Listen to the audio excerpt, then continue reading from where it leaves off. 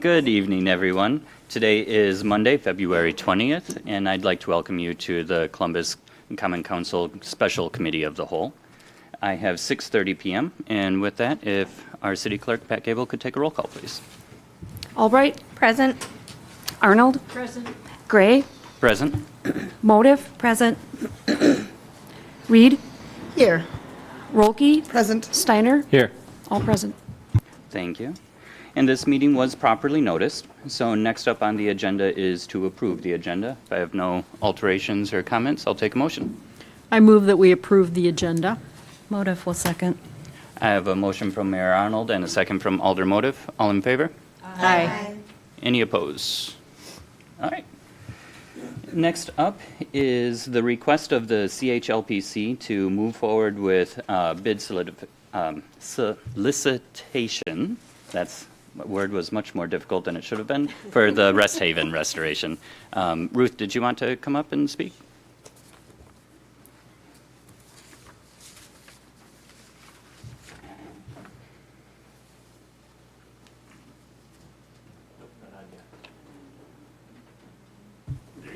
Okay. Good evening, and I'd like to thank the City Council for considering this tonight. And I also promise, because I like to get the youth involved too, to wish my grandson happy birthday. It's his birthday tonight, Henry Sutton. Okay, so with that, this evening we have Roger, the architect, on board, and he's here by Zoom.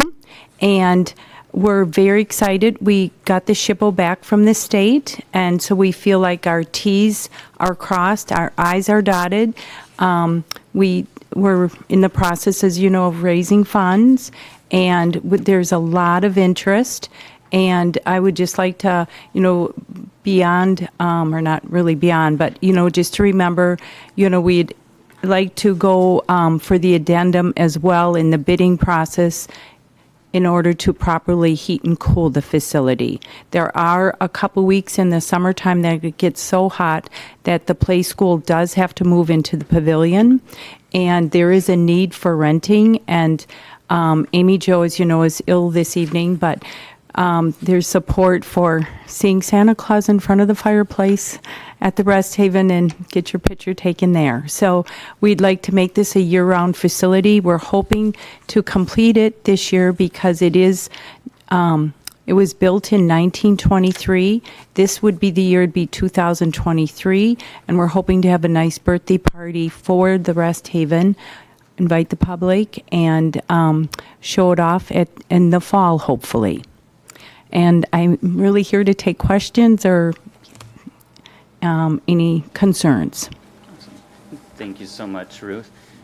So the big thing with that is, did everyone catch that they would also like to put forward with bidding the addendum, which is the addendum to heat and cool? So I think that's really one of the big things.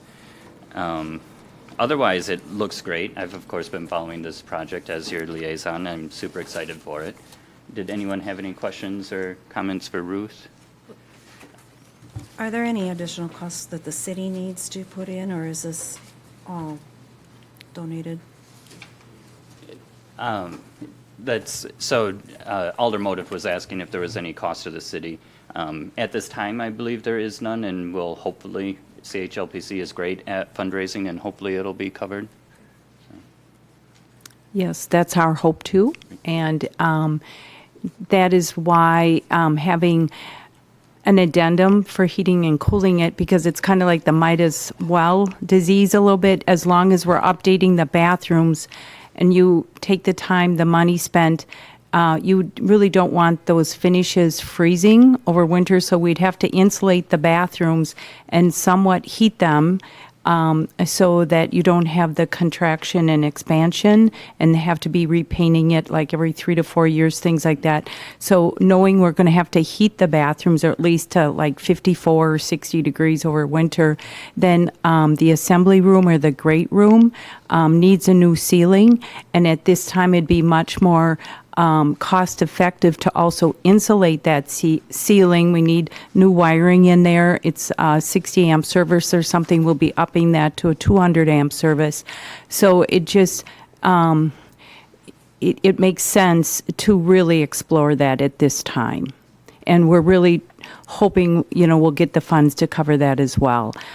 If I even hate to tell you a number, but, the world runs on numbers. So, if we'd heat and cool it, it could be somewhere between just a ballpark 40 and 80,000, depending on the furnace, the AC, possible extra window protection for loss of heat through the windows. And then, labor costs are up, things like that. So it's hard to know until we get it out for bid. Thank you, Ruth. Any other questions? And we do have, it's Roger, correct? Yes, Roger with us Smith, tonight, too. the architect. Did you have anything that you wanted to add for us briefly, Roger, or did anyone have any questions for Roger? He's the architect that's been putting this together for us. None? He is muted. I think he's. How's that? There you are, Roger. Okay, yeah, I have nothing to add. I'm assuming you've seen the drawings.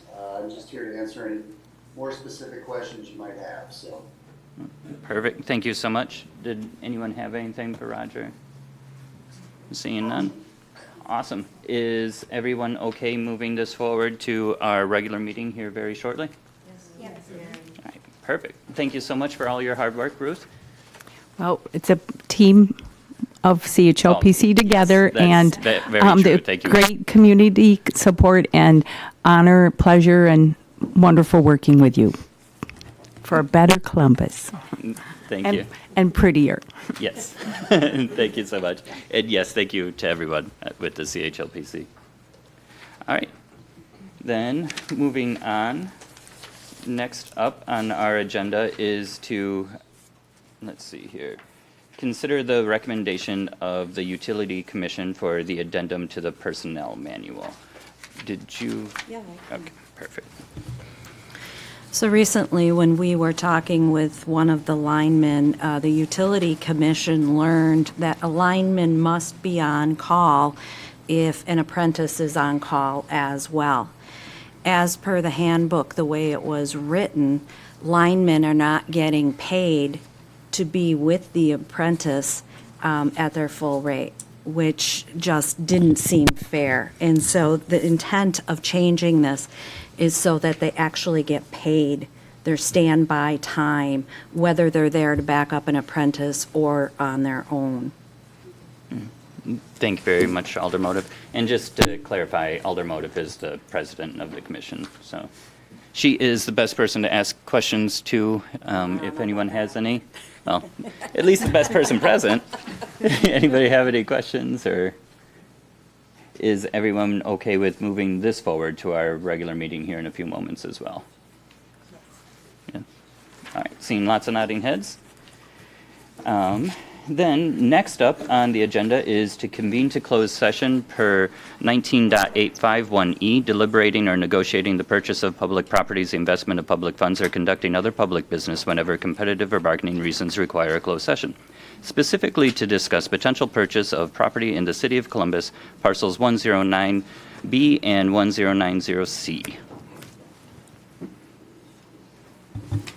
Motive will make a motion to convene to close session per 19851E. Alder Rolke will second. I have a motion from Alder Motive and a second from Alder Rolke to convene to close session for 19.851E. Could you please take a roll call? Arnold? Yes. Gray? Aye. Motive? Aye. Reed? Aye. Rolke? Aye. Steiner? Albright? Aye. Motion carries. Thank you. So we will be convening to close session briefly. It hopefully shouldn't be a very long closed session, and we'll be coming right back in a moment.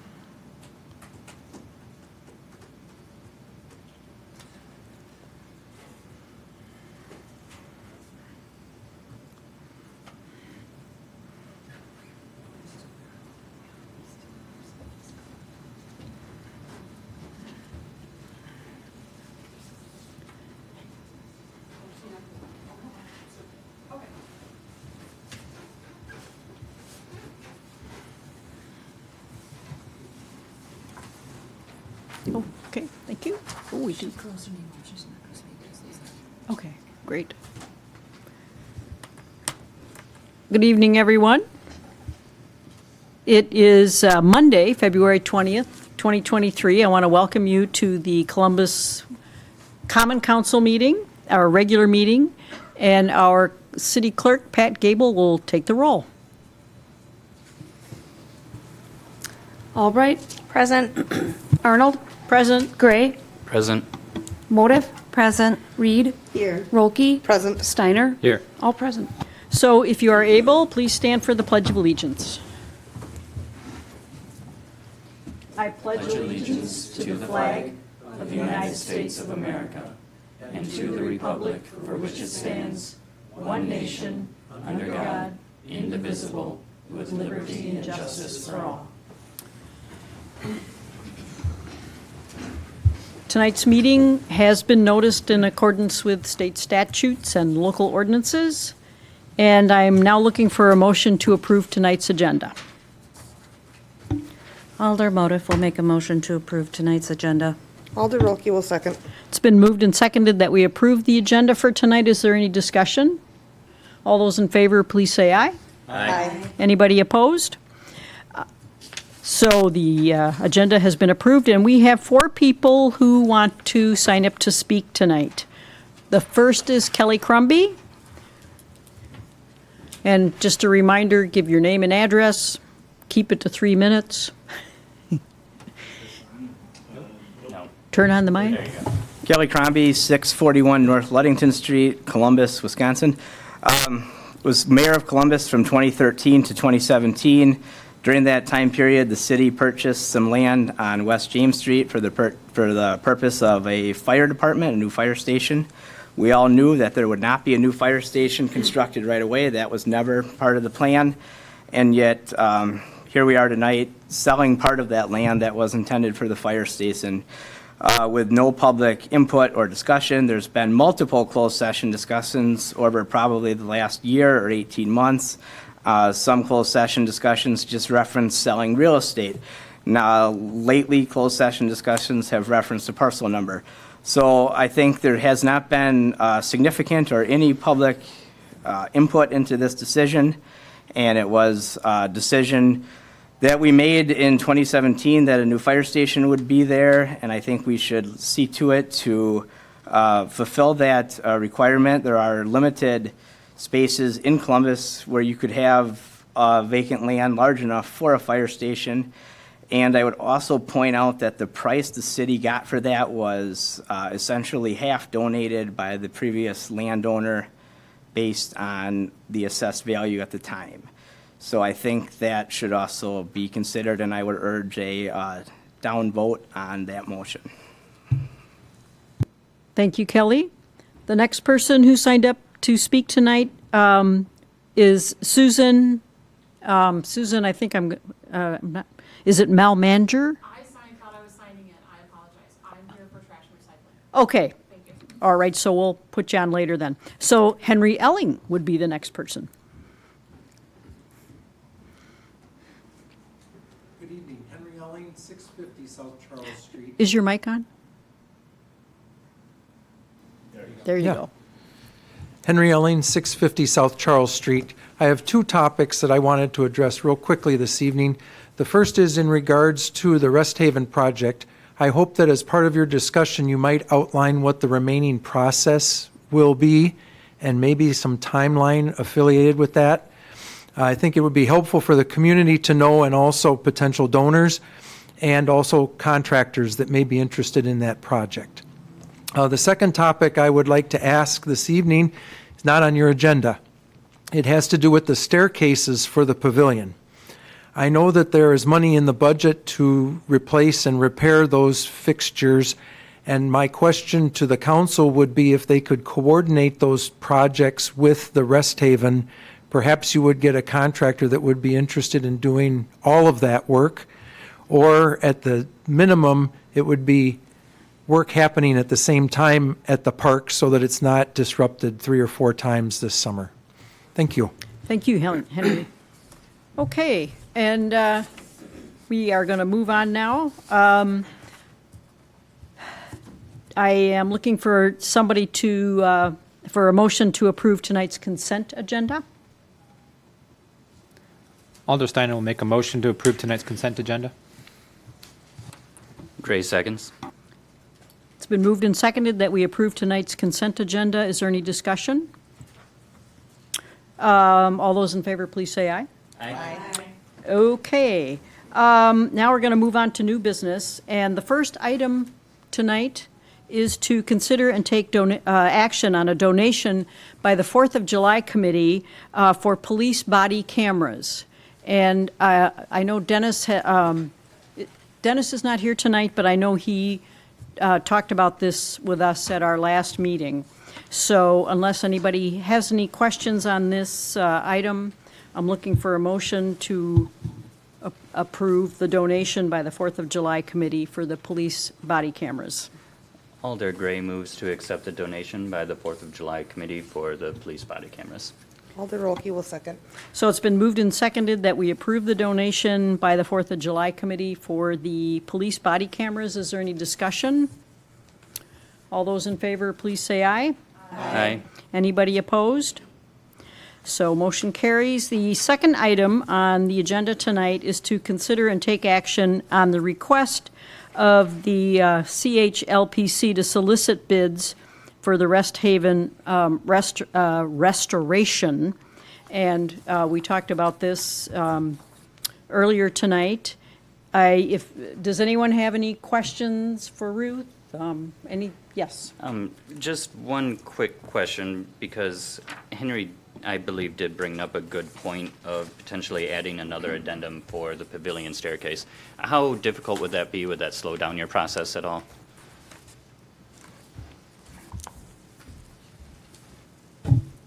It's on. Okay. It would not slow down our process because when you're going through the plans, you're going through everything.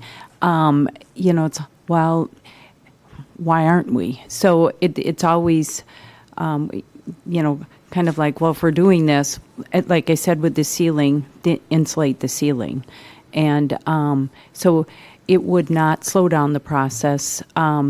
If, and Roger's here too, I don't really see a lot. It's pretty simple, pretty straightforward. We need more insulation, we need a furnace, and we need an AC. And then we need something to possibly bring up to better standards for the federal government to meet the energy efficient items. So I don't really think it would slow us down. And in order to help keep the cost down of that, just in the bidding and the layout of it, Roger, in the bidding process, we can ask the AC, HVAC, the heating people, things like that. They will supply their own specs because they need to meet code, so we don't have to be writing exact specifications. They need to meet code. So all in all, it would not slow us down. Right, and I mean, if we add in an addendum to also bid out the staircases for the The pavilion. staircases with this project? On the staircases, they've been talked about and reviewed for about 4 or 5 years. We started a while back on just getting some of the steps repaired. And then I believe there is already a SHPO in place for bidding out the staircase. There may be some engineering that might need to be done for that. and the engineering mixed with keeping it historically correct. So that that could slow us. The staircase could, it won't slow us down much because half the work is there already. But I think the engineering on that would probably, in the long run or in the short of it, it would probably take about a month to get the engineering done. And that's what I know. So, you know, as far as the timeline, I think whatever is easiest for you, the council, to get done, we can, whatever support you need from us, we'll make it happen. Awesome. Thank you so much, Ruth. And so, do we need to change then the motion that we would be making to solicit bids for the Rest Haven restoration and add in the other items that were brought up tonight? Do we need to do that? I don't think it would be legal to add this to an agenda So we wanna- at this moment. We'll do it at another time Additionally, then. there's engineering requirements. Okay. It has to be stamped plans. It's not just like putting a staircase in. Okay. It's much more complicated, otherwise the stairs would already be replaced. Okay. So it has gone out to bid several times, and it's been sort of difficult to even get companies to bid on it. So if they can take the work, get it engineered, get stamp plans, and get it bid out, and get the work done within the budget we have, that'd be great. So, but we should but- put it on an agenda so that it can be approved Right. properly. So tonight we'll just stick to the rest. agenda as it is written. Yeah. And Okay. I would totally agree with what Kyle said. Okay. Because I think there's money allowed for in the city budget. We, on the other hand, you know, we'd have to review our budget for the pavilion. Okay. And so it's kind of two separate issues. It just Right. complement each other, but two separate projects. Okay. So in that case, I am looking for a motion to take action on the request of CHLPC to solicit bids for the Rest Haven restoration. Alder Gray moves to approve the solicitation by the CHLPC for bids for the Rest Haven restoration. Alder Rolke will second. So it's been moved and seconded that we approve the request of CHLPC to solicit bids for the Rest Haven restoration. Is there any discussion? All those in favor, please say aye. Aye. Anybody opposed? Okay, motion passes, and thank you again very much. And thank you all. Okay, the next item on the agenda tonight is to consider and take action to suspend the rules for ordinance 782-23, an ordinance to create section 102-63 of the City of Columbus Code of Ordinances concerning the powers of the Utility Commission. And so the first item is to, the first motion that I'm looking for is to suspend the rules. So I am looking for that. Alder Gray moves to suspend the rules. Alder Steiner will second. So it's been moved and seconded that we suspend the rules for ordinance 782-23. Is there any discussion? All those in favor, please say aye. Aye. Motion passes. The next item here under number 4 is to consider and take action to waive the required readings for ordinance 782-2323, an ordinance to create section 102-63 of the City of Columbus Code of Ordinances concerning the powers of the Utility Commission. So I'm looking for a motion to waive the required reading. Alder Motive will make a motion to waive the reading. Alder Albright will second that motion. So it's been moved and seconded that we waive the required readings. All those, is there any discussion? All those in favor, please say aye. Aye. Anybody opposed? Okay, the motion passes. Is Paul raising his hand? Paul? No, that's just the. Oh. Okay. So item number 5 is to consider and take action to adopt ordinance 782-23, an ordinance to create section 102-63, the City of Columbus Code of Ordinances concerning the powers of the Utility Commission. Alder Motive will make a motion to adopt ordinance 782-23, An ordinance to create Section 10263 of the City of Columbus Code of Ordinances concerning the powers of the Utility Commission. Alder Rolke will second. So it's been moved and seconded that we adopt ordinance 782-23. Is there any discussion? All those in favor, please say aye. Aye. Anyone opposed? Motion passes. Now we're going to move down to item number 6, which is to consider and take action on the Utility Commission recommendation for an addendum to the Personnel Manual. And I think, Sarah, would you like to just give us the ballpark, or the Reader's Digest, rather? Sure. The quick version is the Utility Commission learned that journeymen need to be on call with an apprentice at all times, and the journeymen were not getting paid for the full time that they were on call with the apprentices. So the change in the ordinance is to ensure that the journeymen are being paid fairly for their time. Okay. And so now I'm looking for a motion to approve the Utility Commission recommendation. Alder Motif will make a motion to approve the addendum to the personnel manual for the utility. Alder Albright will second that motion. So it's been moved and seconded that we approve the Utility Commission recommendation for the addendum to the Personnel Manual. Is there any discussion? All those in favor, please say aye. Aye. Anybody opposed? Okay, motion passes. We're down to number 7, which is to consider and take action on the DPW purchase of a mini dump cab and chassis. And Brandon, did you want to just remind us what this is all about? Yeah, good evening. Previously, the Public Works Department has looked to replace their small dump trucks in 1994. At this point, it has outlived its useful life. They started this process, it appears, in 2021. Money's been rolled over into the budget into 2022 and now 2023. Last month, Council approved the purchase of strictly a cab and chassis from Countryside Ford. But we also do have a quote to get the box. All-in cost would be about $85,000. Within the last month, our water and light utility was able to, from a dealership in Stevens Point, pick up 2 very similar trucks right off the lot and brought them back, whereas this one from Countryside would not be ready for us until end of or late next winter, talking 2024. So we decided to inquire about it, and they still had one available. All in cost would have been, I think, $77,000, and it would be ready in 6 weeks. So I'm asking council to amend and allow us to purchase this truck and have it sooner for cheaper cost. So we have an opportunity to save money.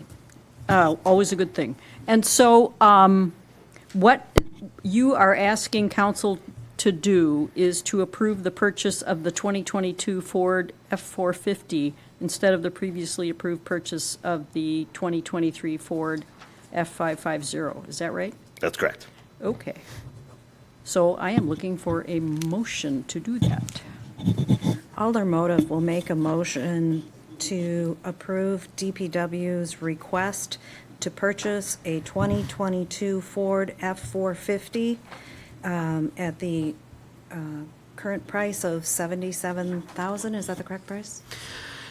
It's $77,000 as is, but they're charging. $81,700, I'm sorry. Yeah, and their cost is like $3,000 to wrap the truck red, which Okay. we're not sure we're gonna do. We might save $3,000 and instead put like a liner in the bed, which would be a similar cost. So. So just I the- amend my motion to be $81,700. Yeah. Alder Gray seconds Alder Motive's motion to purchase the F-450 fully built for the amount of $81,700. So it has been moved and seconded that we approve the purchase of the 2022 Ford F-450 for the price stipulated. Is there any discussion? We'll do a roll call on this, please. Gray? Aye. Motive? Aye. Reed? Aye. Rolke? Aye. Steiner? Aye. Albright? Aye. Motion carries. Okay, thank you, Brandon. Moving down to item number 8. Consider and take action on the offer to purchase parcels. Let's see, I have two numbers here. Okay, here we go. 11211-1090.C and 11211-1090.B. So I'm looking for a motion to approve these parcels.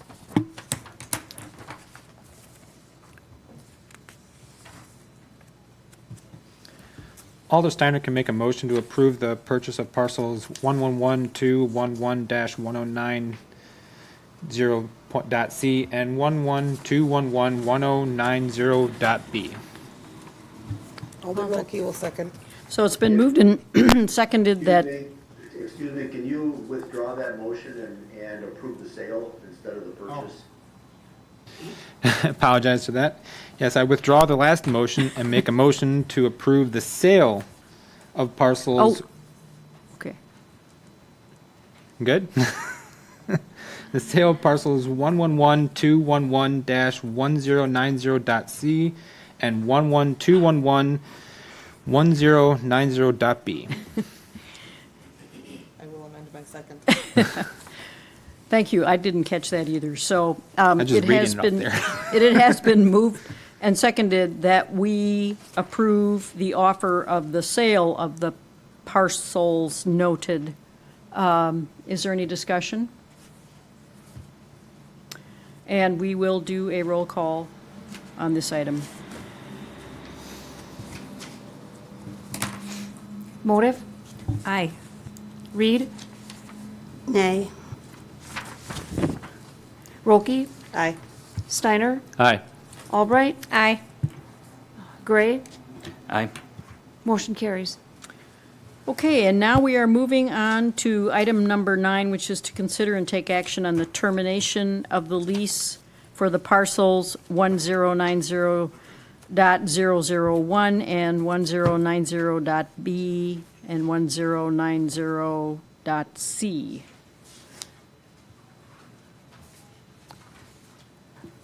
Alder Gray moves to terminate the lease for parcels 1090.001, 1090.B, and 1090.C.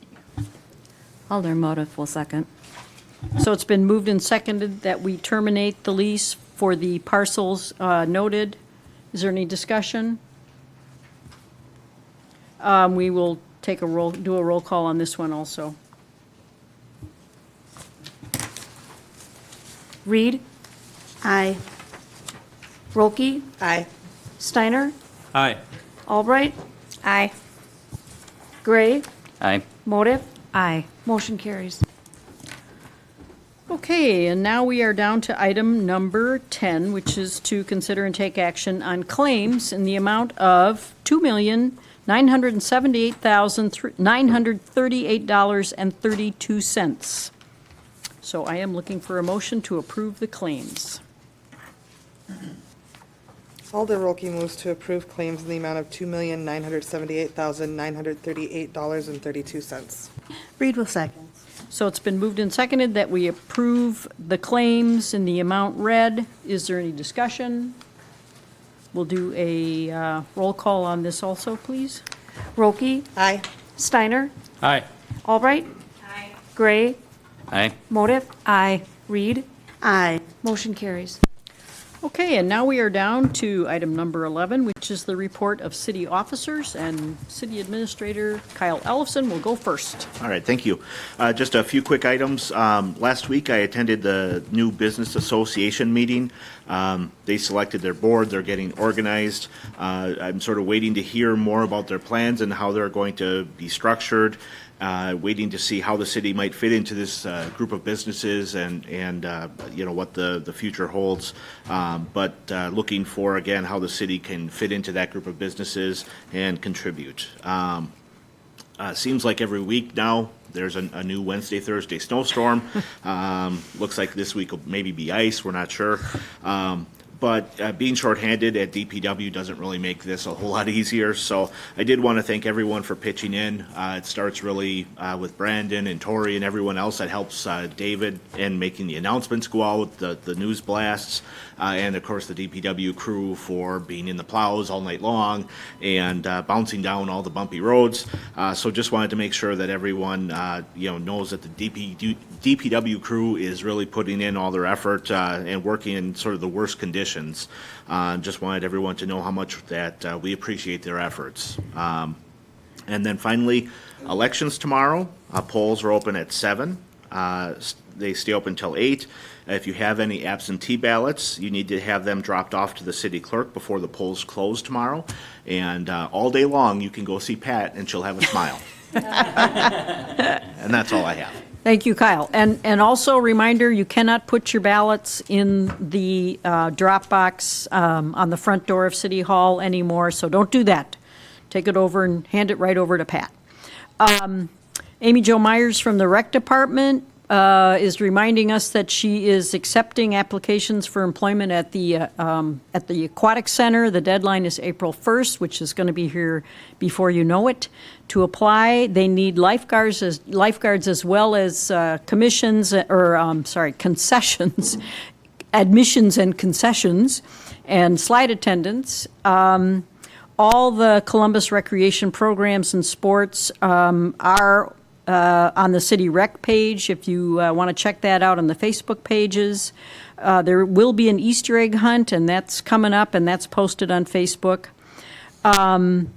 Both Kim Lang from the Community Center and Amy Jo want to remind everybody that the commotion is coming out, and it's for March, April, and May, and it's available at local businesses here at City Hall.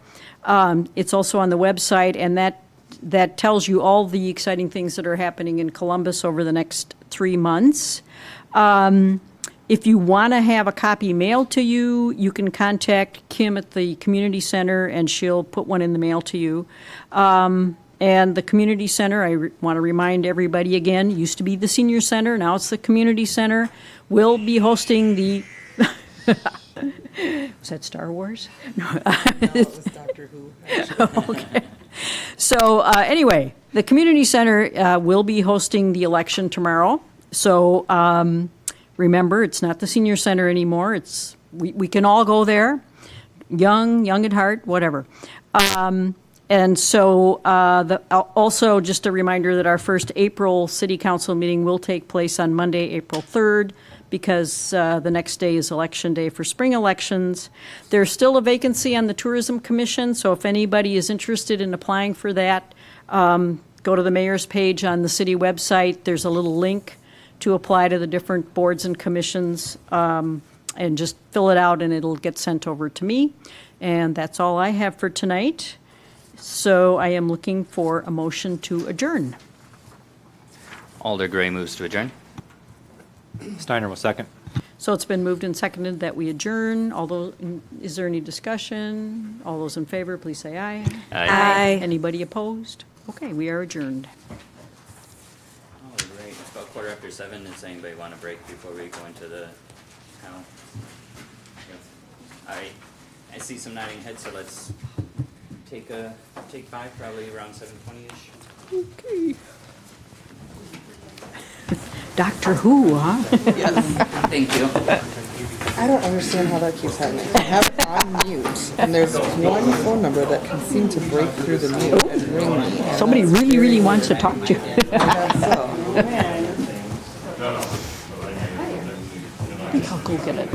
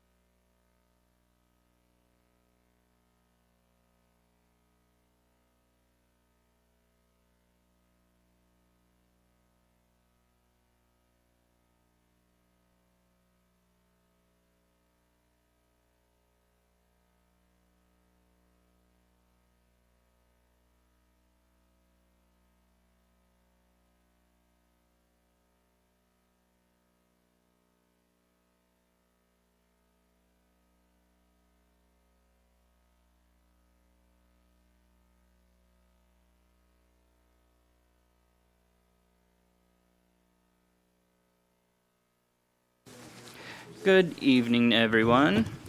Today is, of course, Monday, February 20th. I have 7:19 p.m. I'd like to welcome you all to the Columbus Common Council Committee of the Whole. With that, if our clerk, Pat Gable, could take a roll call, please. Albright? Here. Arnold? Here. Gray? Present. Motive? Present. Reed? Here. Rolke? Present. Steiner? Here. All present. Thank you very much. And this meeting was, of course, properly noticed. So next up is to approve the agenda. Alder Motif will make a motion to approve tonight's agenda. Alder Rolke will second. I have a motion from Alder Motif and a second from Alder Rolke. All in favor? Aye. Any opposed? All right. Then next up on the agenda is citizen comments. I don't believe we have anyone signed up. Is there anyone that didn't get a chance to sign up that would like to speak? Seeing none. Then moving right along, next up are the reports from the department reports. You'll see in your packet, you have reports from the DPW, fire, library, Lifestar, the police, treasurer, and the wastewater treatment facility. Any comments, questions, or concerns on any of those? I have a quick question. So the tours, the room rent from the hotel, Kyle, it looks like it hadn't been, we haven't received anything, or is that, am I wrong in that when I'm looking at this? Okay, okay. Thank you. Any other? All right, seeing none, moving right along. Next up is the Folsom Street reconstruction schedule. We have, yep, there's Jason, if you'd like to talk to us a bit about that.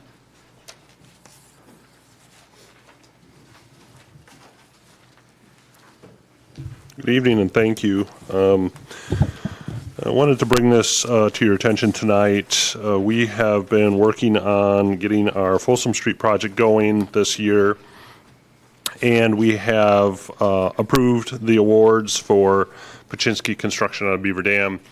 We've actually got the contract signed as of a few minutes ago, and we're going to be moving forward with the project. As a result, the contractor we had, in order to secure favorable bids, we had given kind of a very flexible schedule, which allowed the contractor to work up until late August, early September to complete the work. It's not that long of a project. It's only a couple month-long project, probably from start to finish. And the contractor had indicated that they would like to start as early as possible. They have crews that they want to get mobilized and essentially get working. And so they asked, could we start? They had indicated March 20th as a start date. They would like to be done by Memorial Day. That seemed plausible to me, just simply because, I think we can give the residents a new street and give them their summer without, backup horns and backhoes running around their properties. So the contractor had submitted a tentative schedule to us right now that kind of laid out that progress of construction with that start. The one thing that I did mention to the city was I certainly wanted to cover concerns that might come out of an early start. Those are such things as snow, frost, cold weather protection for concrete, some of those things, and I want to make sure that those weren't costs that would be added to the project as a result of you authorizing an early start to the construction. The contractor has responded to the list that's in your packet. I believe I had about 10 or 11 items here that they needed to have completed before we would allow them to start, and that would allow them to do the early start. We have a letter going out to residents, assuming that you're favorable with this type of schedule, that would notify them. The biggest concern that I have right now is any apparent snow that we might be getting. I guess it's every Thursday now or every Wednesday. And so we just want to make sure that the contractor has a plan in place to facilitate snow removal, as well as garbage pickup, mail delivery, things like that. That's pretty standard, but again, we just want to make sure that everybody's aware of the schedule. We originally indicated in the public informational meeting, we thought it would be closer to a May 1 start, and the project would kind of go through summer. But we'd like to shift it up a little bit. So we have a letter ready to go. I think we have contract documents in place. We can start this early, but we just wanted to see if there's any concerns or issues that the council may have moving this forward on that kind of a schedule. So, thank you very much, Jason. And just to clarify, they did agree that none of those the city would not incur any additional cost for any of those items? Yeah, correct. Okay, perfect. Any questions, comments, concerns? I think going earlier is gonna be better. Right, yeah, I agree completely. I think the only thing is we have tree removals. Have those occurred, Brandon? K&B's was out there last Thursday to begin. Okay. Removal of 3 trees. Okay, so there was a couple trees that had to be removed. And we're also, just so you know, we're coordinating very closely with the gas company. The gas is also replacing infrastructure in that road during construction. They've been aware of this project since November or December, but we caught them a little off guard when we said March 20th start. But they've been in contact with me regularly since we've kind of prompted them to know.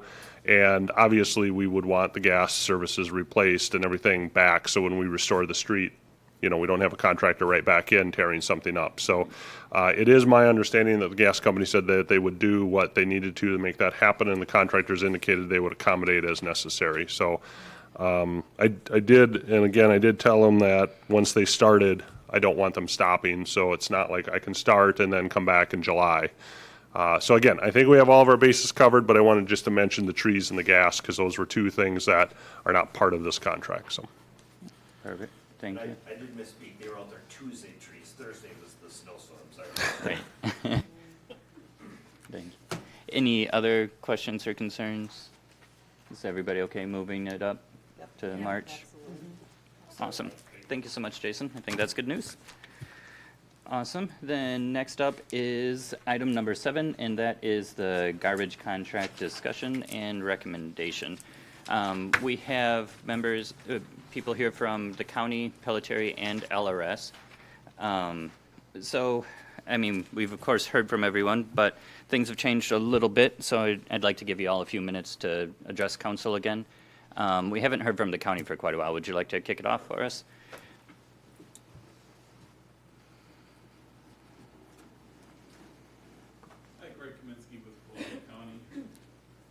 Oh, yeah, you're not on. It's the little face with waves. There you go. It's on. Now it's off.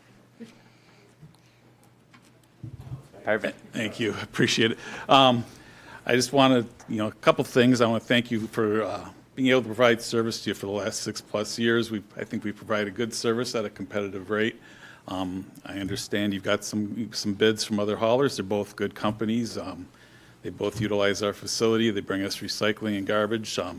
But I still think if you look at it, we're still the most advantageous price.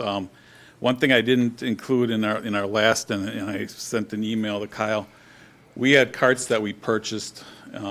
When we initially did the contract, it was by hand, and then about a year into it, we went to the cart system. We depreciated those carts over 5 years. Those carts will be paid off now after 2023. We can pass some of that savings on to you. It would reduce your overall rate by $1.20 per home per month. So that $15.09 that you had for 24 would become $13.89. It's just, passing on that savings. If you decide to go with another hauler, we had talked about, potentially keeping the carts and, a quote for that. If you make that decision, I'd have to take that to our committees. We're a county facility to get approval. Assets of about $10,000 like that, we'd need solid waste committee approval and probably finance committee approval to sell the carts. They may want to just pick them up. I'm not sure, but it could be an option. We've done that in the past. So I don't know if you have any questions for me or any other. Well, one thing to clarify. Sure. I can't remember the name. Who was it that sent us the information that the carts to purchase now would be 20 per unit, but the city will officially own them by the end of this year? So I don't understand why we would have to have approval to keep the carts that No, we would own. we always own the carts. We That's purchased the not carts. what we were So told. you charge us for the carts, but you own them? No, it was factored into our rate. When we factored in, when we went with the carts, we factored that into the rate, just like LRS or Pelletier, they're factoring the cost of the carts into the rate that they're charging you. Once those carts are paid off, we're not depreciating those carts over that 5-year period. We own the carts. So if we paid additional for the carts, you would own them. If you paid the $20. If then the you would- county paid more for the carts, the county would own them. If the city paid more for the carts, wouldn't the city own them? I'm not sure I follow. I guess where did the money come from? We to pay for purchased the the carts. We purchased the carts when we And then started- recovered it through the increased rates over the 5 years that it was. Right. The rates But were we're increased. still maintaining the carts if they break, if they need to be replaced. As you get into the next future years, these carts are not going to, they're going to need to be replaced. You may have to replace all of them at some point. So we'd still be responsible for replacing carts. So and maybe we need further clarification, I guess. I would point out that the first contract we got from the county didn't include this reduction in rate. It seems to me like if the city paid an additional rate to cover the cost of the carts, that the city paid for the carts. No, it's just factored into the price that we charge because you have to buy carts initially. It's a big investment up front to purchase carts. Okay, yeah, and I mean, we can explore that further. Worst Sure. case scenario, we were already quoted that would be $20 a cart. Yeah. So And- worst and, case you know- scenario, it's still a good price. Yeah, another thing I'd like to point out is that when we collect from the individual houses, we do not charge for additional bags of garbage. Unless it's a habitual every week kind of thing, then we'd ask you to get another cart. We recognize during the holidays, people are going to have more garbage. During graduation season and summer barbecues, there might be a few extra bags. We just take that and pick that up as part of our service. Same thing with recycling, so it's something to keep in mind. Thank you. Alder Reed, did you have? Oh, thank you. Yes, a couple of questions. So first, you're now saying that it would be $1.20 off of all of the years of the contract? Is that Yeah. how it's working? Oh, Correct. sorry, It- flip page it would wrong. be- It would be $1.20 off of 2024, and then I think whatever the percentage increase is off it through $13.89. Okay. And then second question for the, is it the 2.5% fuel surcharge? Is that essentially like 5 cents? It's a little A gallon? it's a little more than that. But the fuel surcharge is 2.5% anytime diesel fuel is over $4. If it goes below $4 a gallon, which is getting pretty close to right now, there's no fuel surcharge. It's zero. Because our rate is based on $4 a gallon for diesel And fuel. the surcharge is on the rate, the collection rate. Correct. Not the $4 a gallon. It's the 2.5% of the Correct. $13.89 a month. Correct. Okay, thank you. I was going, okay, are we going to have to figure out No. each time the? No. Okay, thank you. And then my third question was, was the community-wide bulk pickup? What is the current situation on that? Currently, we provide it once annually, and there's a flat fee for that bulk pickup. We could continue it. There'd be a charge that'd probably go up from the $1,700 that we did 6 years ago, so we'd probably have to work that out, but we could still do the annual. It's basically a collection week. It's usually the second or third week of May. It takes basically a whole week to get through the whole city and pick up all the bulk items. We could do that. Another thing I had suggested, we could also just put roll-off containers and provide those. That might be cheaper to the city. If you wanted to go that, you can go either option. And personally, I find it such a wonderful service for the city, and I know so many people look forward to it. It's almost like a special holiday week of sorts. Not for us, it's not, but I'm sure it's the polar opposite for you. but we can continue to do that. We've done it for the last 6 years, and it's something, like I said, we'd have to work out that rate. It'd be higher than the $1,700 because we've held that rate for the last 6 years of the contract. So Any idea of ballparking? $2,500 probably. Oof, okay, thank you. It's still, I think, very reasonable for the amount. We collect a lot of material off the curb. We have 2 trucks out all week, basically. Thank you. I'm sorry, I didn't hear that. How much extra would it be? I would imagine about $2,500 for just a flat rate. $2,500 per year for the bulk Yep. pickup? Okay. No escalator on that? No, Oh, and So is that something you would be willing to add into the contract then? Because Yeah, I can add currently that. We can that's add that not- in. We've got some time if you decide to stay with us, we can work out the contract. We've got another 9 months to get that worked out, but that's something I would be willing to add in, absolutely. Okay, perfect. And then my other questions revolve around, because I've heard a lot of mixed things about what you guys actually recycle. I've heard that you don't really recycle much of glass, if any. We recycle all the glass. All goes to strategic materials. We recycle glass, yeah. Okay. Yeah. So in that, I It did- actually costs, our glass isn't the cleanest glass. It's not, because you get some of the bottle caps and paper and that, so we actually pay to get rid of it. But all our glass goes to strategic materials and relevance, so we recycle all the glass that comes. First thing after we have our pre-sort line, the next thing is a glass crusher that takes all the glass out of our recycling Okay, stream. perfect. That tracks more with, because I took it upon myself to call some of the down supply line companies that service all three.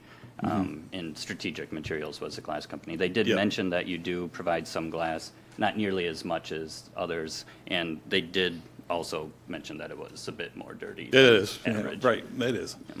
And it costs us more than to get rid of it. So. Yeah, that makes sense. And then for plastics, what type of plastics do you recycle?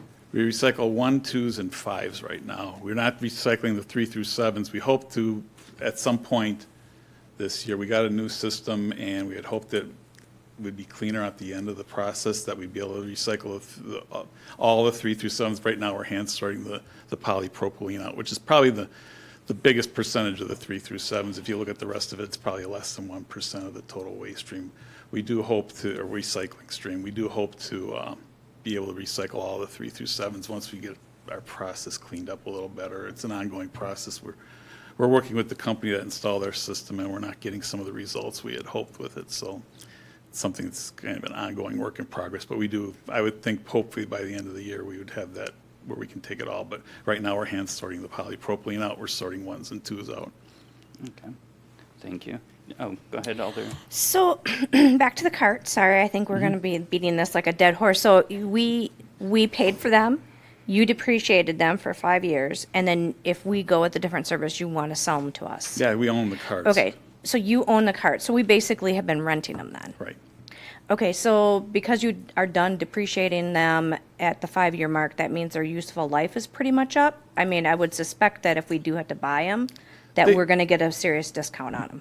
And that is a serious discount, $20. I mean, it's probably $55 to $60 now for a new cart. Okay. All right. And yeah, my only other comment is I agree with Trina. I think the bulk pickup is important to our residents. Whether we have 200 people use them this year, 200 different people use it next year, I really feel that that's not something You have that a we lot can of give people up. use it every year, so Yeah. you're very beneficial from it. I But yeah, agree we're on the willing to bulk provide pickup. that. And one thing I just want to point out is that'll be a conversation after we talk to all three parties. The bulk pickup can be included or not included with any three of the parties, so that's a separate conversation. But it is good to know the approximate cost of it for now. Any other questions? All right, perfect. Thank Thank you you. so much.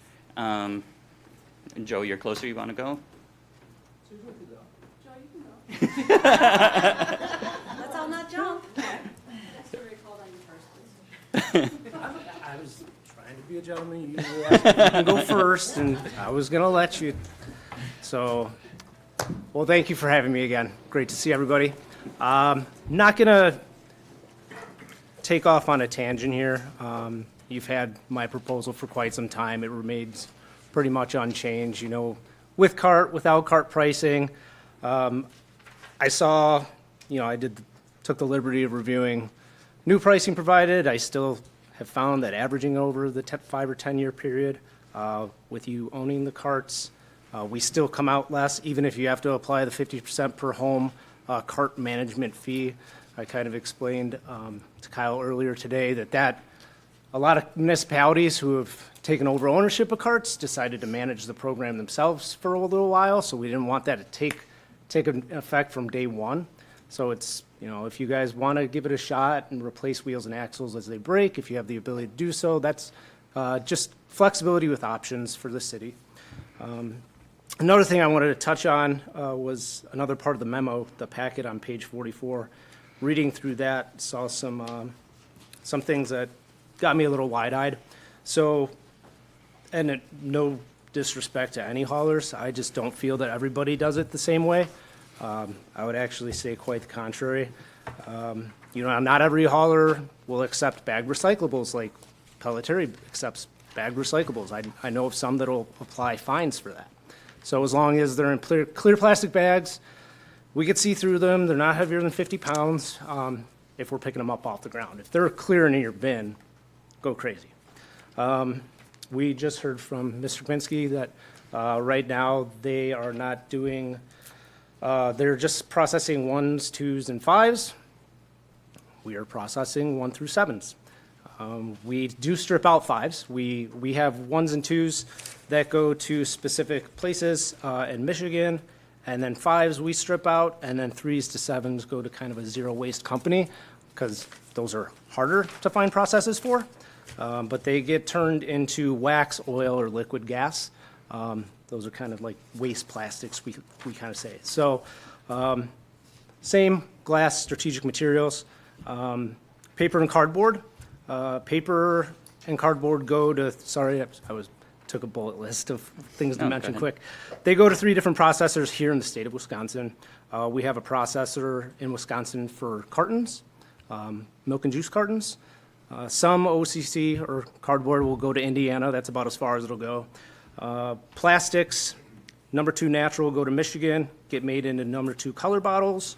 And then in turn, number 2 color bottles go to Iowa, where they're made to use black drainage tile for construction, farm field, landscape edging, things like that.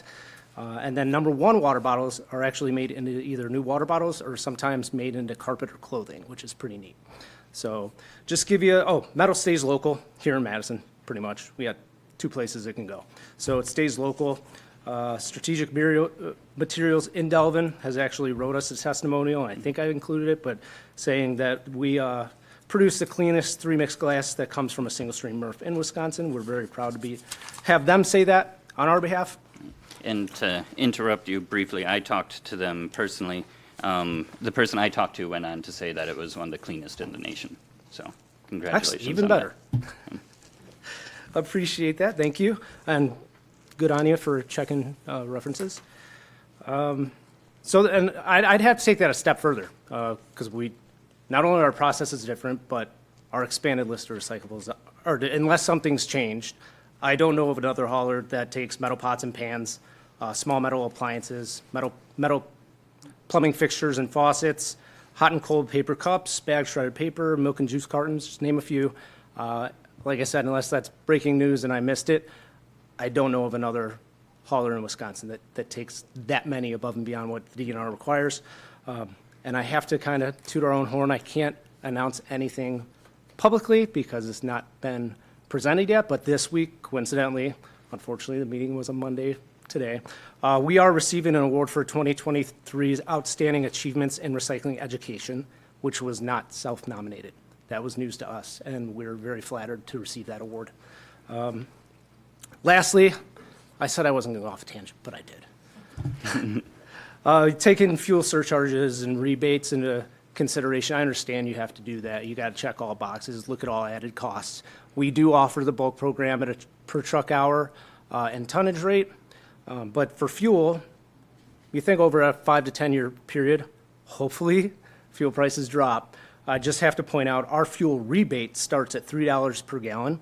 Which is the most aggressive as far as I know. I don't know if Columbia County has a rebate structure. I'm not going to speak to that. But we do start rebating at $3 and LRS starts at $2.50. So we've already been rebating at 50 cents a gallon higher, lower, whatever you want to call it. So stick around. Happy to answer any questions. And thank you so much again for the opportunity. Oh, yeah, and thank you very much, Joe.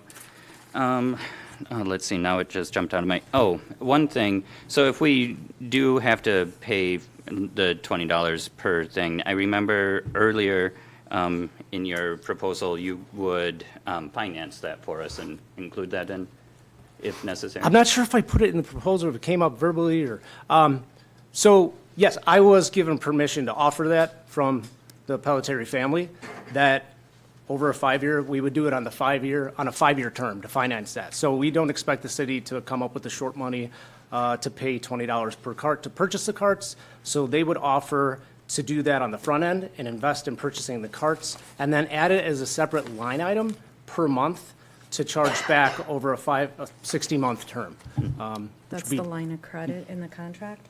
What's that? Is that the line of credit in the contract? Sure, yeah. Definitely, we want to cover that in contract language, so it's an official agreement. And then it would just show up as a separate line item, finance fee for carts per month, essentially.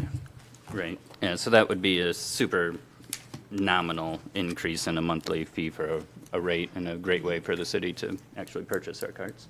So that's very helpful. Alder Motive, did you have some questions? So I see that you're willing to do 154 per truck hour. Sure. But for the bulk pickup, excuse me, I wasn't complete. I see the others are offering a flat rate. Do you know how many hours and how close that's going to come, ballpark? So, I came prepared. I'm glad I put this together. So the town of Middleton is probably the closest sized community to you folks. They have just under 2,400 homes, so 2,397 was the last billable units that we ran. Last year, their bulk program took us 44 truck hours, and we collected 49 tons. So I'm going to do the math. Bear with me. The big overall cost comes out to $9,422 for one event, okay? So you spread that across am I right at 2,444 homes, Columbus, roughly? 1,900. 1,900? Yeah. Oh, I was way off. So if you want to do the math and I'm not going to bring out the calculator, I am not that good at math. So take 9,422, divide that across the 1,900 homes, and then divide that by 12. The number I had, and it's not going to be that far off, for Middleton, each resident paid $3.85 for the entire event, which equates to 32 cents a month per resident. So it's not going to be far off. Yeah. I would And those are anticipate larger 50 cents or numbers. less. Right, that's larger numbers than what Columbus would likely use as well. Any other questions for Joe Wellers? So is that $3 per household per year? Per year. So yeah, it's the equivalent of about 32 cents a month. Exactly 32 cents when I figured it out. Right. Yeah, and we are, I don't know, that's what, a third, well, 2/3 the size of them, so it'd likely be less than that for us. I must have been cross-eyed when reading Wikipedia on your home count. Yeah. That's the disadvantage of not having a bid spec to go off home counts, but it'd be close. Like I said, probably less than 50 cents. Perfect. Any other questions for Joe while he's here? Okay. Awesome. All right. Thank you. I'll be here. Thank you. Thank you. Go ahead.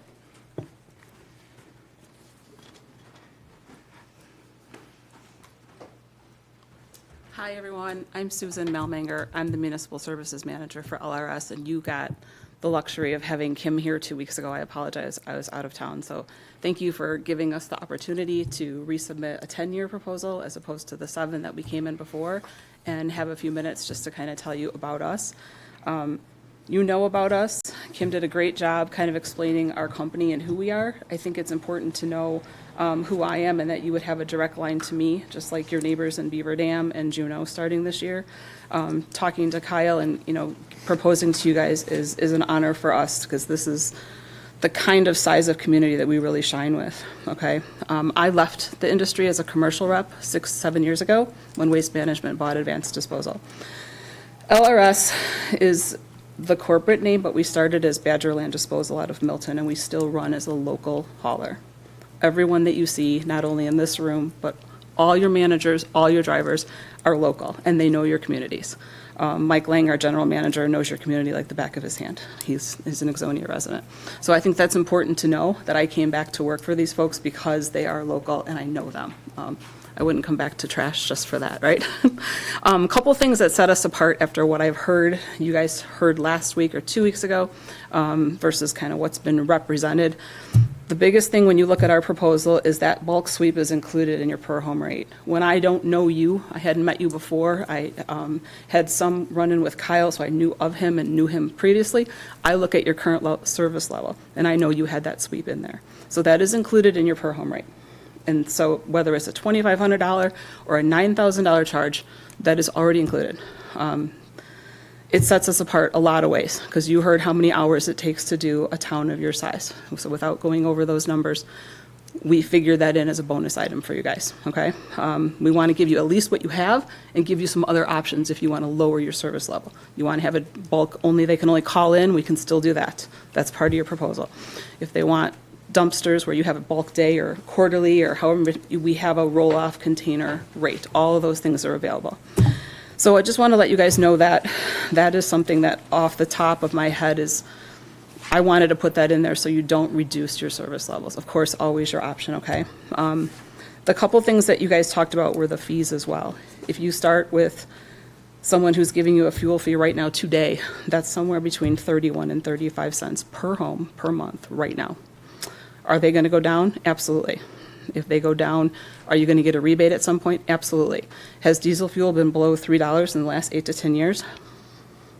Those are things that you have to look at right now and make the best decision for your community based on the funds available and what you can save, okay? I know we talked about recycling. We recycle just like everyone else. We have our own facility in DeForest. I know that we all do as good of a job. I know Columbia County came up here and talked about how they are working on getting their equipment, up to par.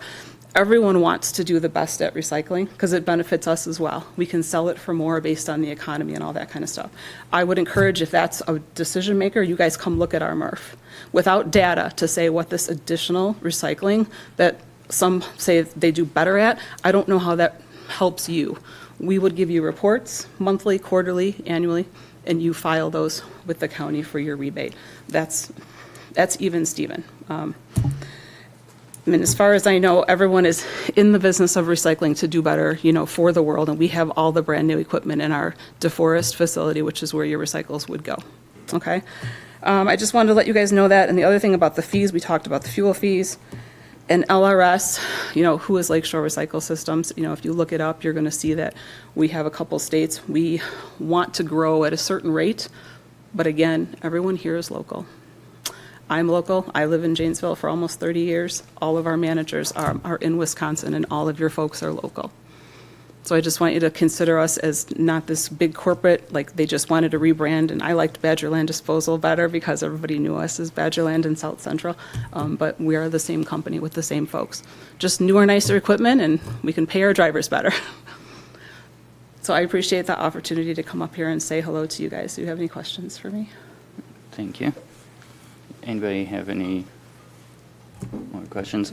And I can agree with a lot of it, because I did call the down chain people, and the most common theme that I heard from everyone is that both LRS and Pelletary will do a good job for you.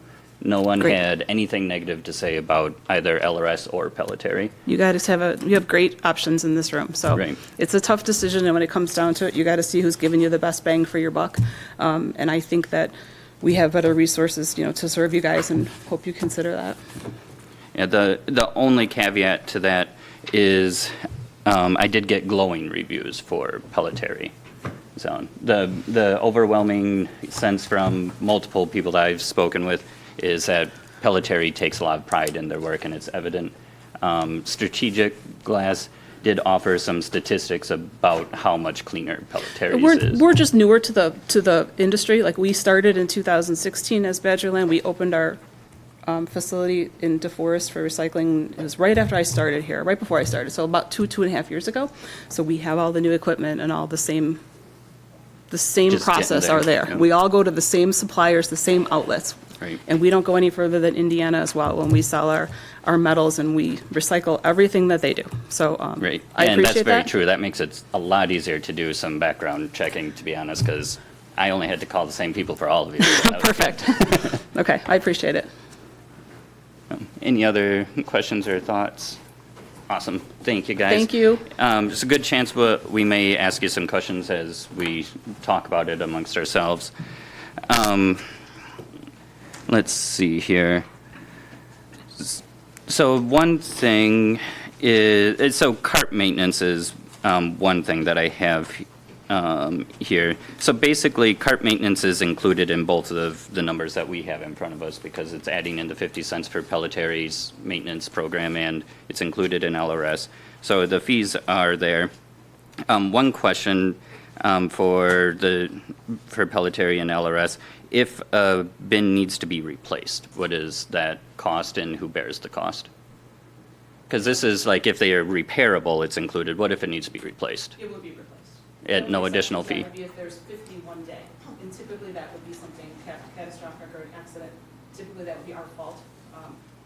If the truck eats a cart, because once in a while the claw gets it and eats the cart, that is included. Okay. What if like a resident burns their bin and you have a melted bin that needs to be replaced? You know, the honest answer to that is 1 or 2, it's no problem. If it becomes 20 or 30 and you guys are having bonfires out here in the city of Columbus, then it's like anything, it's kind of a common sense kind of thing. Okay. But we probably replace more stuff than we should. Okay. Sounds good. And Joe, what? So if it's damaged by our operation, we will replace it. Trucks do eat carts on occasion. The claws slip. Maybe they're a little too heavy. They will fall in the truck. Call us. We'll run a new one out. No problem. If one is torched, there would be a replacement cost because then we'd have to turn up. I mean, we have them in inventory. That means we got to order more to replace them. I would have to check what current rates are for that. I thought it was around $75 a cart. I may have said that in a previous meeting. And then, just so you know, I ran the numbers. So I didn't want to be rude to be on my calculator. The bulk event would end up being 41 cents a month per home, based on $1,900. Right. Round. And perfect. So that's fairly comparable as well, basically, because I mean, hopefully no residents are torching their cart, and if they are, honestly, I'm okay with them having to buy a new one. Any thoughts from council? So now we have to kind of decide what direction we want to go. Kyle, everyone has the sheet that Kyle made out for you. So basically, what we're looking at is, I mean, honestly, between LRS and Pelletieri, Pelletieri is slightly less on here, but if we include a bulk pickup, they become pretty equal price-wise, to be honest. Go ahead. I was looking at this, and you know, I've seen a lot of sales pitches working with retail vendors and everything, and you all hear pretty much the same thing. We do a good job. We do this. We do that. They all have great records recycling. You know, both Pelletieri and LRS. They're smaller private companies, so we'll get the benefit of the DNR rebate, you know, whatever you want to call it. So the best thing that I look down to is what are we getting out of it and for how much? Because they're all going to say, yeah, we're going to do the best customer service. We're going to do the best recycling. And you can call around and say, yeah, they're really good. Okay, so how do you decide this? Well, I looked at it, it's like Pelletieri is great. I like supporting small businesses and local companies. LRS is a bigger company slightly, but still fairly local, and they're expanding and growing in many different ways, and they do offer a better price. So to me, I would say LRS is the better option at a 10-year rate. I like to lock in things for a long time, but that's just the way I look at things. Just to clarify, they aren't cheaper at the 10-year rate as you go down. They're not cheaper in either rate, honestly, as you go down. They start cheaper in some categories. Right, but they offer the better services, is the different services over it, whereas opposed to the $9,000 bulk pickup, their rate is a little bit lower on that. And the amenities that you get off of it is slightly higher as opposed to some other ones. So you kind of have to look at the minute details of these things, not just the overall price of it. Any other thoughts? Yeah, I mean, honestly, so without bulk item pickup, Pelletieri is slightly cheaper. With it, they're probably honestly about the same price if you add in bulk item over the thing. So if we compare apples to apples with them both offering the same services, they are about the same money. There's really we're talking pennies, if anything, between the two, as far as money goes. Go ahead. The rate sheet doesn't have the fuel on top of that. So if you started today or tomorrow, there's another 35 cents per home per month, because their fuel chart starts now with the current, that's the only thing that's not representative in that comparison sheet. I'm having a hard time I don't want to pick something just based on money. I've used Pelletary in the past for commercial services, and they've done a fabulous job. Since the money is fairly equivalent, I'm tending to lean towards a provider who's going to give good service. And right now, I'm feeling like that's Pelletary just based on my past experiences. Thank you, Alder Motive. Thank you, Alder Wilkie. What are you thinking, Alder Reed? I can see the wheels turning. Oh, no, thank you. Yeah, I was just going to concur with trying to figure out the fuel surcharge difference for LRS versus Pelletary. To remember if LRS, does a fuel surcharge, did it start at $6? I'm trying to remember. Right, theirs starts at $6 with a 3-cent surcharge, and Pelletary starts at $3.51 with a 2-cent surcharge. So pretty guaranteed we would be having the Pelletary fuel surcharge off and on. Whereas it's a maybe for LRS. Oh, goodness. I'm only slightly leaning towards Pelletary recycling-wise. It's just and it's very slight. Yeah, it's honestly a hard choice. Right now, we're just talking, but, go ahead, Alder. So I like what LRS has to say, and, I appreciate Pelletary being a local company in Dane County and whatnot, but I think if we were going to choose today, I would choose to go with LRS as well as making sure that we have the bulk pickup. Thank you. We ruled us out? Not necessarily, it's Okay, just I the just council think we're still the deliberating. cheapest option, Yeah. and they're at $13.89. And you are on paper and in a lot of ways. The only thing that isn't on paper anywhere is the potentiality and likelihood of getting grants if we are no longer with the county. That's not going to happen even if you go with another hauler. That was done by ordinance 30 years ago in 1995, and that will not change. That decision was made, and you're part of the county. You're our responsible unit. Just so you're aware, that was a decision made before any of us were here with the county, with Columbia County. Those who opted out back in 1995 opted out, but anybody else is in our responsible unit. Yeah, we'll have to. I'm a little, I'm confused. In the first place, I can't hear you really well, Greg. So can you clarify that for me? Because that was sort of a deciding. Back in 1995, when recycling law went into effect and Columbia County built the facility out on Highway 16, they were to be the responsible unit for every community in Columbia County, unless they decided to opt out at that time, which the city of Portage did, the town of Lodi, city of the Dells, and I think there may be one or two other ones. Everybody else, by ordinance, is a responsible unit of Columbia County, and that helps funds the facility out on Highway 16, and we provide recycling service and that's part of where we get that grant money. So that's just done by ordinance, so that will not change. They can tell you it will, but it won't. So in other words, because Columbus did not opt out. They did not opt out. Then in other words, we will not be eligible for getting the DNR grants. Right. Okay. And that's by Columbus ordinance or county ordinance? County ordinance. So They that, would need to change the county ordinance to change that. So yeah, it's county ordinance.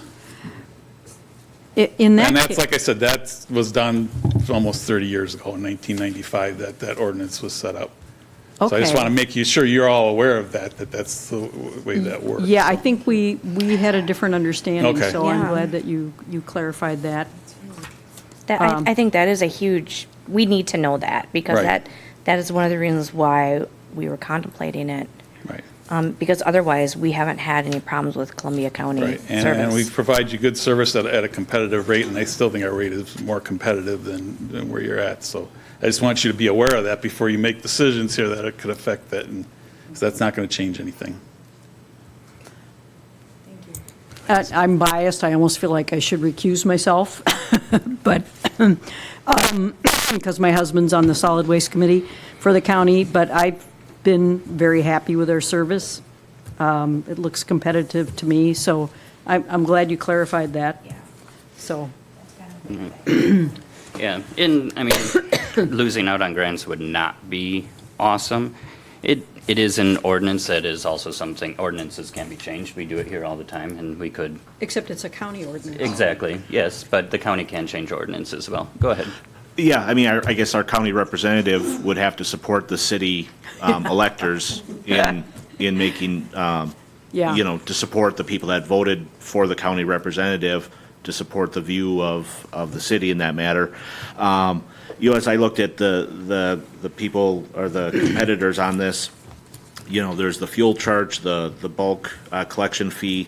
There was also the matter of locked-in fees where some of the people pass on any fee increases that they experience, and some of the people that are bidding for this have put that into their fees, so that if they experience increases in fees, that's built into their contract, and they're making assumptions based on increases in tipping fees and things like that, where others are saying, we'll negotiate, but hey, if we're not good at negotiating, you pay the bill. And, you know, I think on the collection side, we've been very happy with the county. You know, but I also think we've been talking about the county for a while. We went through this last year where we asked for a 1-year extension. They gave us the 5-year extension. You know, we just found out after they provided rates that now it's $1.20 cheaper, but we maybe own the carts or maybe we don't. I just looked back at the email. The purchase is complete, is what the email said. But, you know, now we actually just heard 2 months ago that time is short. They really need this decision now. But now we have plenty of time, and we have 9 months before the contract is up. So, you know, one of the things that we wanted to do was be upfront and run this process so that we had plenty of time, and we could do this on equal footing, where when we talked about bidding on specs and things like that, you know, a lot of this has been thrown together to no one's advantage, really. And part of that is this kind of manufactured time frame that we've been put into. That's this urgency, and that's not something that we wanted to do.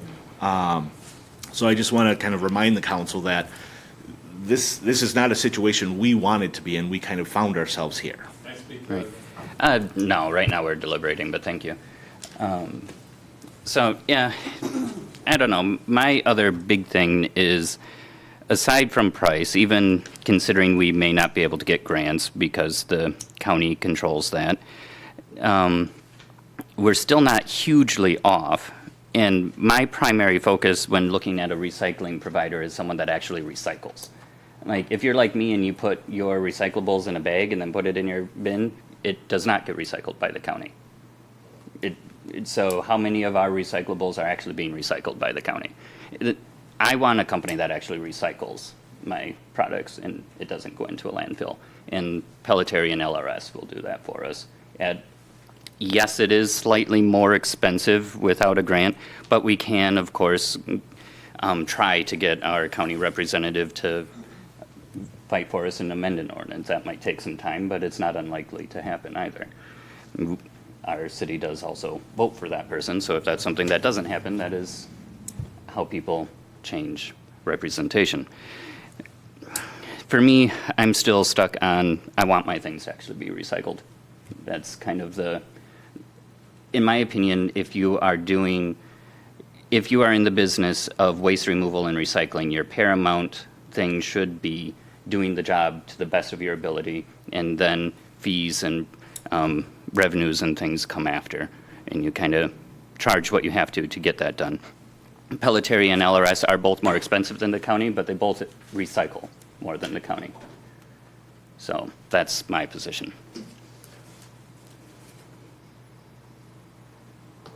I personally, like, when I realized how little the county is recycling of my items compared to what I thought was being recycled, I was rather upset personally. And I think a lot of our constituents would be if they knew that. Go ahead. I'd have to agree on that. I mean, Columbia County's been doing a great job for us. I don't have any complaints. They've helped out when we need it. They're there when we need it. They're providing the services we requested at a fair and reasonable rate. But, I mean, when it comes to it, private companies are going to have a bit more mobility in doing certain things because they're being a bit more competitive than a public institution. And their rates are a little bit higher to a certain extent than the public institution, but they provide a cleaner and better service because they're fighting for that as opposed to a public institution. We're not saying that he's not fighting for it, but it's, you know, it's a bit more competitive in the private market than in the public market. And I think we're going to get slightly better service because of that. Thank you, Alder Steiner. Any other thoughts? All right, so basically what we need to do is move forward with a company. I mean, honestly, LRS and Pelletieri are super neck and neck for me. But my primary focus is personally what gets recycled and the quality of service. I think both will offer a good quality is where we're at there. I am slightly leaning toward Pelletieri personally. Any other thoughts? We need to kind of move one of them forward for acceptance at our next meeting. I still stand behind Pelletieri for their service. My vote is still LRS. I'm slightly leaning towards LRS. I really liked their transparency and their billing plan. I look at Pelletieri and LRS are pretty much the same company almost, but I would still have to go with LRS in this situation. I'm leaning towards Pelletieri. Well, that is Mayor. I'm with the county. All right. So then, we have 3 for Pelletieri, 3 for LRS, and 1 for the county. Why don't we, let's move forward with, do we want to take this to another cow, or do we want to take both Pelletieri and LRS to the regular meeting to decide on which one at the next meeting? Next council. And what if we're, 3 and 3 still? Well, then the mayor would have to cast a deciding vote for either Pelletieri or LRS. Mary, this is on you. Well, is there, I guess, it seems like new information has come up tonight. I mean, I was assuming some things that were incorrect. And I have the feeling that Greg wanted to jump in with some other things. So do we need to rush this to the next meeting? Is this something we should be deliberating on more? I don't know. Especially since we're fairly split, there's no clear winner here tonight. What is the will of the council? Do you want to move forward with the 2 contracts to decide at the next regular meeting, or do you want to go back to the cow again? I think I would like to go back to the cow again, because I think Mary's right. I think we got some new information, and we need to think about it. I think we can go just straight to common council. We got a lot of information from every industry, and the amount of information that we're going to get on top of this isn't going to be a whole heck of a lot different than what we already know. I don't see a lot changing from one point to another. We're looking at nominal details in a lot of this. Yeah, I personally agree. I think we're really splitting hairs, and we are split between Pelletieri and LRS, but I think moving both to the regular would be my preference. Go ahead, Alder Reed. Oh, thank you. I'm leaning towards the cow, although I missed my question to find out the bulk pickup rates for each company. The rates are included with LRS, and the county gave us an approximate of 2,500. Pelletieri would probably be around 30 cents. 41. Or 41. Well, that's assuming we would do as much as Middleton, though. we certainly wouldn't.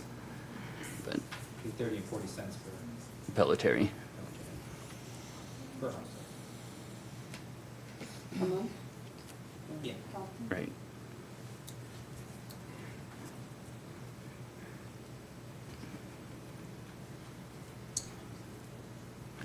Yeah. I'd like to see this brought to the council. Regular meeting. Mhm. What do you think, Alder Reed? Goodness. I suppose we can debate there. All right, so we have lots of things going on. This isn't something that we would typically have to make a motion on, but I would like to take a motion on how we want to move forward if someone wants to formulate something. Alder Steiner can make a motion that we move the deciding vote for the contracts to the Common Council in 2 weeks. Motive will second that. And just to clarify, are you moving to move all 3 contracts then? Or are you? I would say all 3 contracts are still on the table. So, yeah, all 3. Okay, I have a motion from Alder Steiner and a second from Alder Motive to move all 3 contracts to the regular meeting for a final decision. All in favor? Aye. Any opposed? Nay. Oh, well, that is interesting. I will take a roll call, please.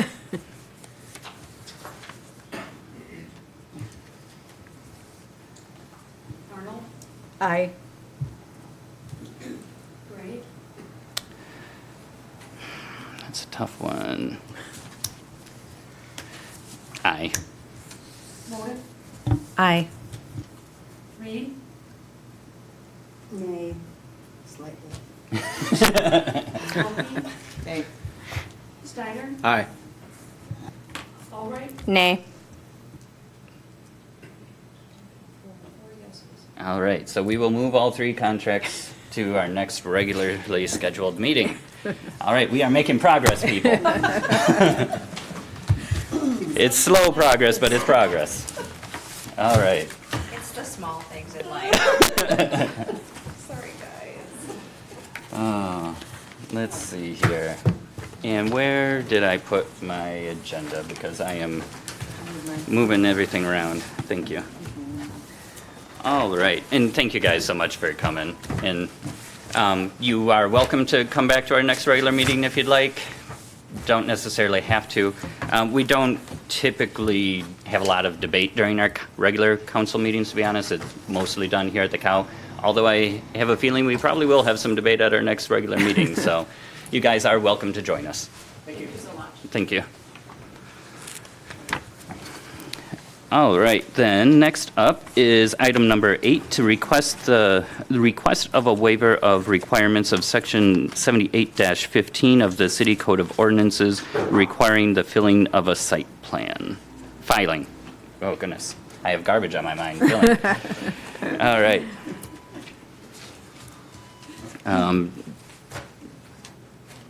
I am so lost now.